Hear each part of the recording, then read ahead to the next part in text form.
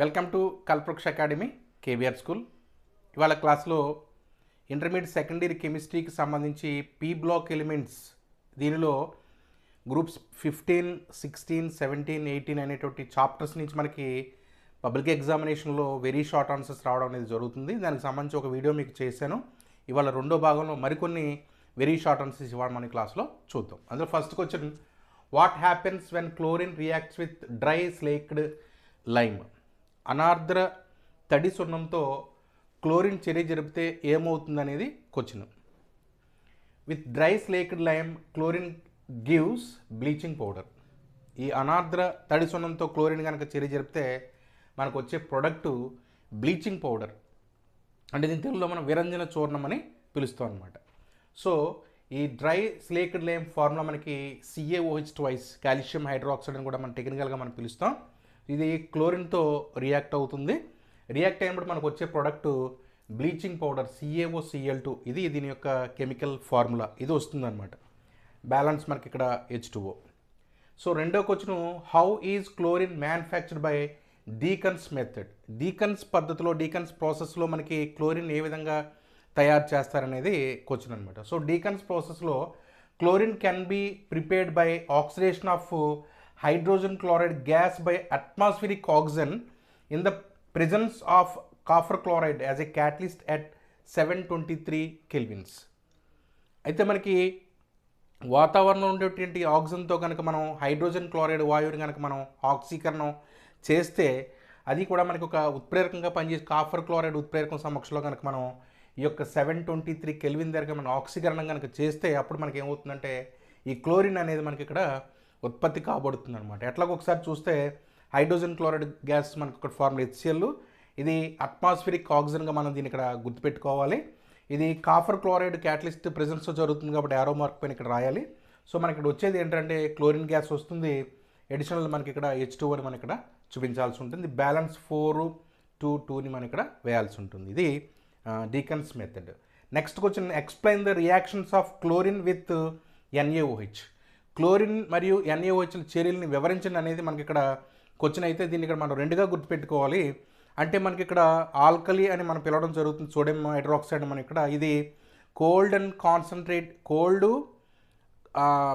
Dilute కండిషన్లో ఒకలా జరుగుతుంది, అలాగే హాట్ అండ్ కాన్సన్ట్రేటెడ్ కండిషన్లో ఒకలా జరుగుతాయి. రెండు రియాక్షన్స్గా దీన్ని మనం ఇక్కడ గుర్తుపెట్టుకోవాలి. స్టేట్మెంట్ ఒకసారి చూస్తే, with cold and dilute alkalis, cold అంటే చల్లని మరియు విలీన స్థితిలో క్షారాలతో కనుక క్లోరిన్ చర్య జరిపితే ఏమవుతుందంటే మనకి ఆ chlorine produces A mixer of chloride and hypochlorite. అంటే మనకు వచ్చే మిశ్రమం ఏమొస్తుంది అంటే క్లోరైడ్ వస్తుంది, అలాగే మనకి హైపోక్లోరైట్ అనేటటువంటి ఒక మిశ్రమం ఏర్పడుతుంది అన్నమాట చల్లని విలీన స్థితిలో క్షారాలతో చర్య జరిపితే క్లోరిన్.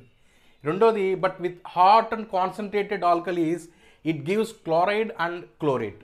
అదే కనుక మనకి వేడి మరియు గాఢ క్షారాలతో కనుక మనకి క్లోరిన్ కనుక చర్య జరిగితే మనకు వచ్చే ప్రోడక్ట్ ఏంటంటే క్లోరైడ్ వస్తుంది, దాంతోపాటు మనకి క్లోరేట్ మిక్సర్ వస్తుంది అనమాట. రెండు రకాల పదార్థాలు ఏర్పడతాయి కండిషన్ బట్టి.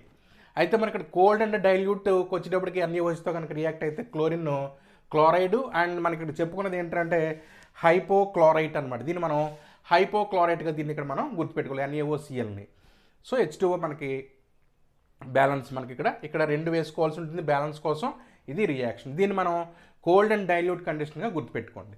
రెండోది, హాట్ అండ్ కాన్సన్ట్రేటెడ్ కండిషన్లో ఆల్కలీ సోడియం హైడ్రాక్సైడ్తో క్లోరిన్ రియాక్ట్ అయినప్పుడు మనకి ఏమొస్తుందని చెప్పాను మీకు. ఇక్కడ ఒకటి క్లోరైడ్, రెండోది ఏమో క్లోరేట్ అనమాట వస్తుందన్నమాట. ఇక్కడ NaCl plus NaClO3 plus H2O. Balance మనకి ఇక్కడ 6, 3, 5, 3గా మనం ఇక్కడ వేయాల్సి ఉంటుంది. ఇది రెండు కండిషన్స్లో మనం ఈ రియాక్షన్ని గుర్తుపెట్టుకోవాలి. ఇది ఎస్ఏ క్వశ్చన్లో కూడా వచ్చే అవకాశం ఉంటుంది, గుర్తుపెట్టుకోండి.